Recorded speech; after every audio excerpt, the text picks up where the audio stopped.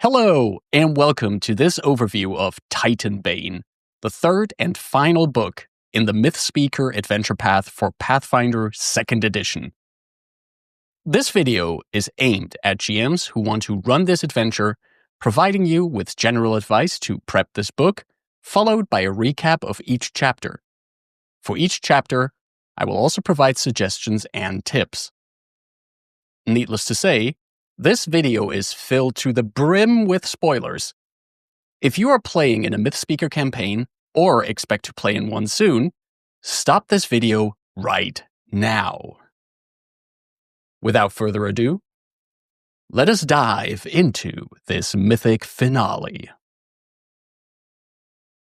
While the second book was all about the PCs coming into their own as hero gods and finding a way to stabilize their mythic powers, the final book of this AP is full of chances for the PCs to show off their heroic abilities and leave their mark on Golarion as true hero gods should. From returning a sunken island to the surface, to riding on the back of a titanic ox, all the way to deciding the fate of an actual titan, this final book has it all. Make sure to really lean into the over-the-top nature of this story. Besides that, I actually don't have any other general advice for this book. There's chapter-specific advice we will get into in a moment, but next to that, I just want to say that there are a lot of epic scenes in this book, and you have some really cool stuff to look forward to. A few days after their return from the underworld, it is time for the hero gods to continue their quest to stop Sangay. As they have learned, the legendary sword Attains will be required to do so, but its location is unknown. Together with Yasminai and the by now large crew of the Tidehunter, the heroes identify locations that could offer them more clues to the location of the sword. As Sangay rouses in her slumber and the waves of Kadarji Bay grow higher, our adventurers set sail once more to find Attains. The first stop is an unnamed island inhabited by a group of priests of Gosrae. The ancient priestess Calanthe informs the heroes that, long ago, she gave a magical harp to the former wielder of Attains, Hermia, a promising hero god. She planned to raise the sunken island of Pakilikos with the harp. However, Hermia never returned from this quest, and so Calanthe believes she died in Pakilikos. If the party wants to raise that island, they will have to create a new harp from a few specific ingredients. The first of these is a claw from one of Gosrae's favorite sea creatures.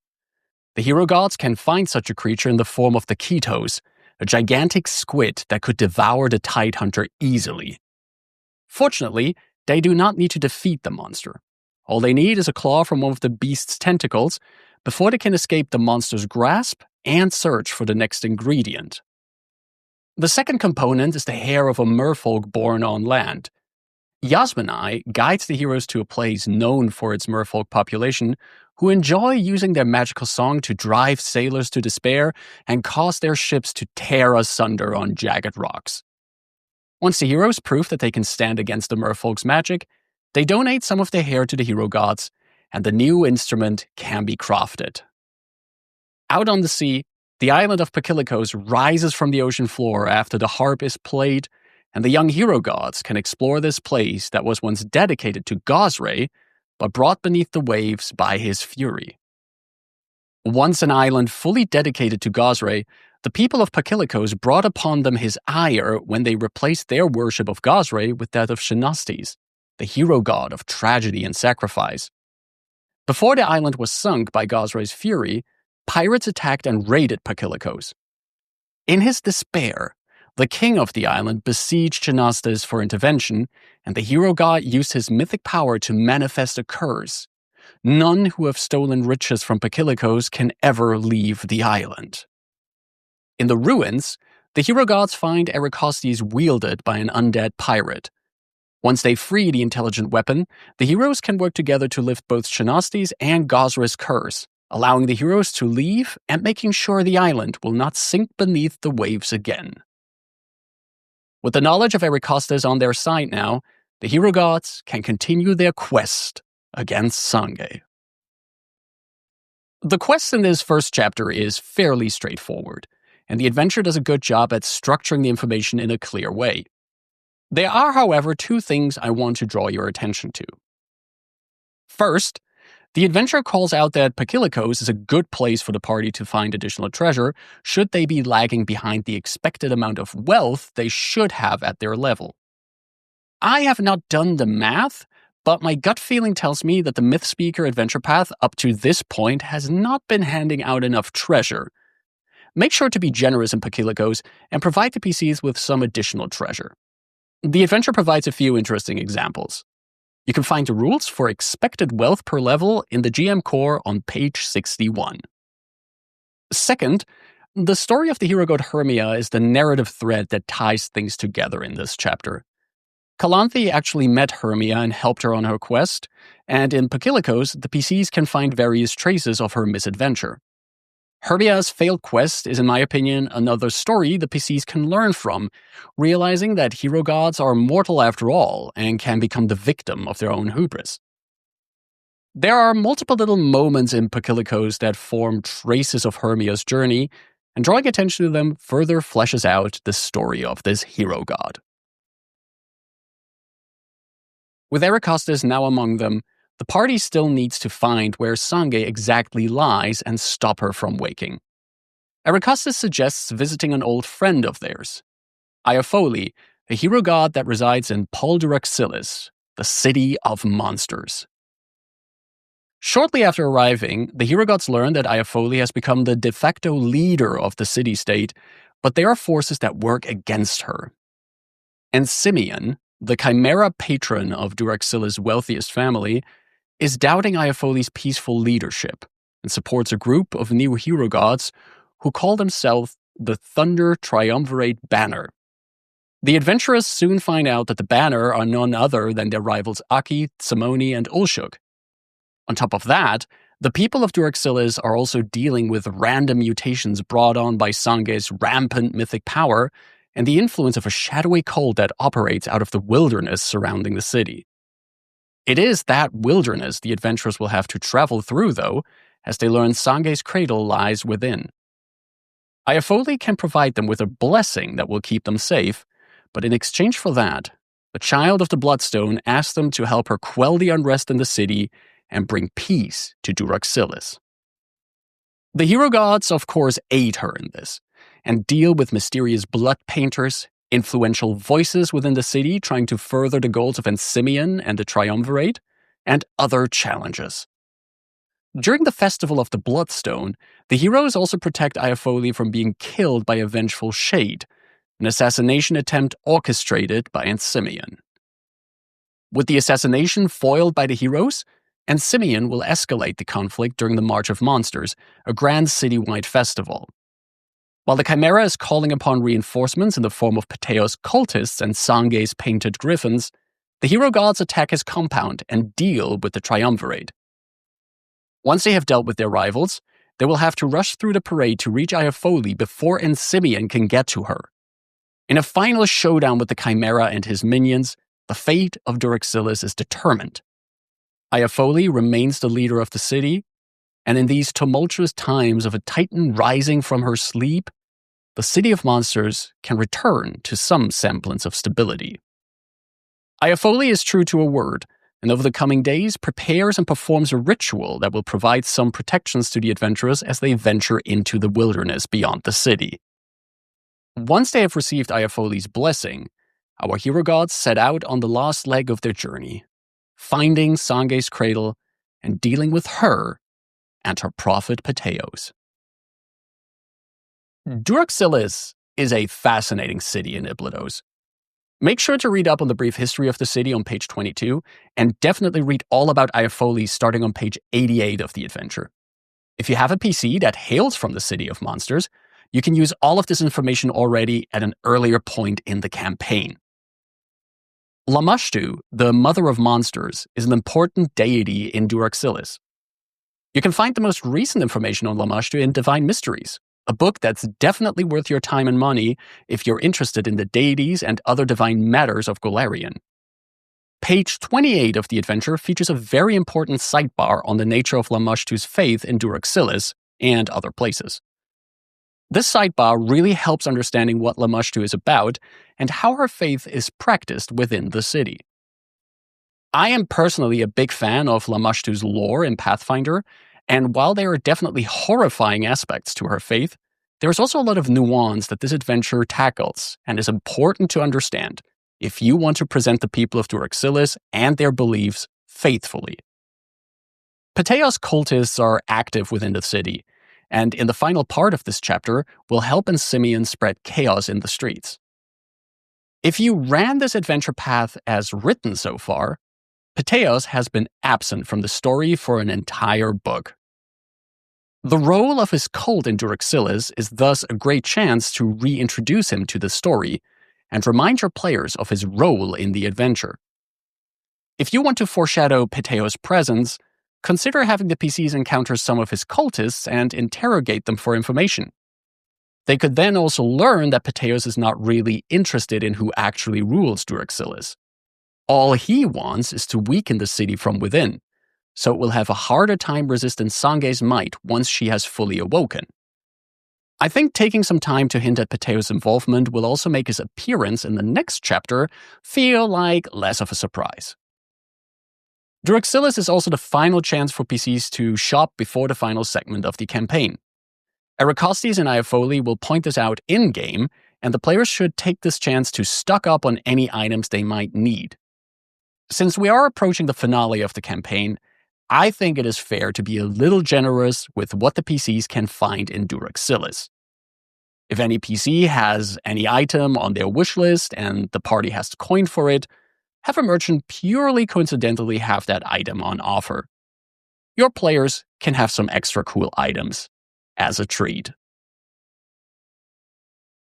Blessed by Iafoli, the hero gods venture into the wilderness beyond the city to seek Sange's cradle. Though Iafoli's magic protects the adventurers from most danger, the lands they will travel through still host many threats. While Erekostes can guide the heroes in the beginning, the massive mythic power of Sange overwhelms the sword's senses soon. The adventurers will need to find clues to the exact location of the cradle, which are provided through visions the heroes experience as they deal with the dangers of the wilderness. In the petrified town of Stone Pit, the hero gods learn of Pateos' past and how his people were searching for a cure for his partial petrification. Now, due to the mythic powers that have consumed Pateos, this entire town has been petrified. The Medusa Althea, herself fueled with mythic potential and once a potential candidate for the ruler of Duraxillis, can help with her mythic blood to release the people of Stone Pit from their petrified prison, and is even willing to donate some more of her blood, which the heroes could use to cure Pateos' petrified arm. Traveling further inland, the heroes also deal with a Cyclops overwhelmed by Sange's vision. This Cyclops, called Aristylos, challenges the heroes to trials based on their mythic callings. If they can overcome these challenges, or defeat the Cyclops in combat, Sange offers the hero gods another vision that reveals her cradle is hidden beneath a titanic ox made of granite. Overcoming other threats in the wilderness, including a group of bounty hunters from Unkori, the heroes eventually arrive at a lower, rounded mountaintop with a pair of tall, sharp peaks. This is no mountain, however. The granite ox was Sange's final creation before she was felled by Gosre and Gorem, and it now guards her resting place.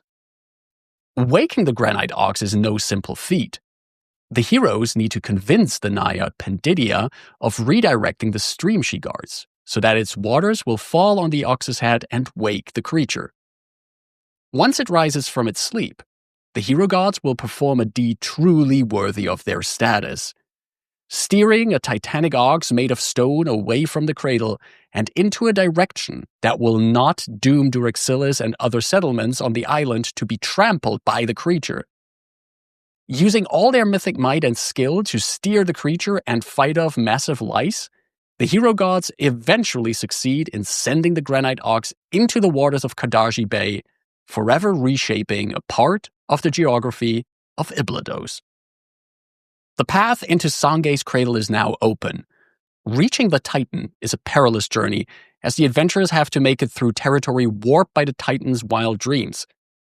Those dreams have also been meddled with by Pathfinder, who has entered Sangay's dreams over the past weeks and modified her memory. These memories include Sangay's now changed recollection of a political debate between representatives of Duraxilis and Onkori, and the Battle of Lovredemos between Silirica and Lyarkora.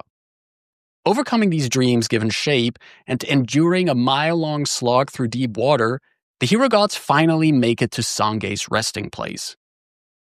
The Titan of Ard is still inside a massive crystal, but capable of interacting with the heroes. She explains to them that since she was woken from her slumber, she has come to understand what damage her mythic powers are doing to the archipelago, and that the gods did not doom Golarion to a stagnant state without the capacity to change and create.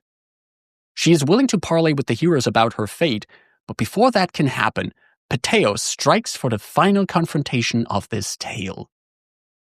Once the heroes have defeated Pathfinder, they decide what to do with Sangay. Will they kill her after all? Or can they imagine a world in which the Titan of Ard can learn to restrain her powers and roam Iblydos like a living goddess? With Ericostus in hand, it is up to these young hero gods to decide the fate of a Titan, and perhaps the fate of the world. Well, this is the final push of your PCs towards Sangay. Your group might want to get to the Titan as soon as possible, and I feel that some of the encounters in this chapter feel like a bit of filler that is just there to provide them with XP, with visions of Sangay's location provided after each encounter to tie them to the plot. If you want to make this chapter a little bit shorter, I think you could cut the encounter with the bounty hunters and perhaps make the trials of Aristelos a little bit shorter. The vision granted to the PCs after defeating the bounty hunters could be provided at a different point, or combined with an earlier vision. Perhaps the PCs receive both the second and third vision after beating the Cyclops challenges. The events at Stone Pit are interesting and provide a bit of backstory to Pathos that has been missing from the campaign.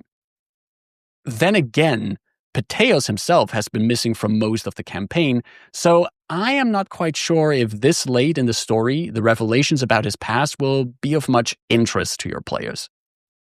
If you make it clear through perhaps the vision the PCs receive in Stone Pit that their petrification was caused through Pathos dreaming and his uncontrolled mythic power, the scene at Stone Pit can still serve as a demonstration of how great the Stenos power is and what can happen to an entire community when he is not in control of his own mythic might. The final descent into Sangay's cradle has the PCs work through incarnations of her dreams. If you want to make this journey more personal, consider weaving in scenes that bring some of the dreams of your PCs to life. Perhaps the party briefly traveled through the idealized memories of a PC's home, or are trapped in the nightmares of another PC. This part of the adventure can be a chance to draw upon the backgrounds of your characters.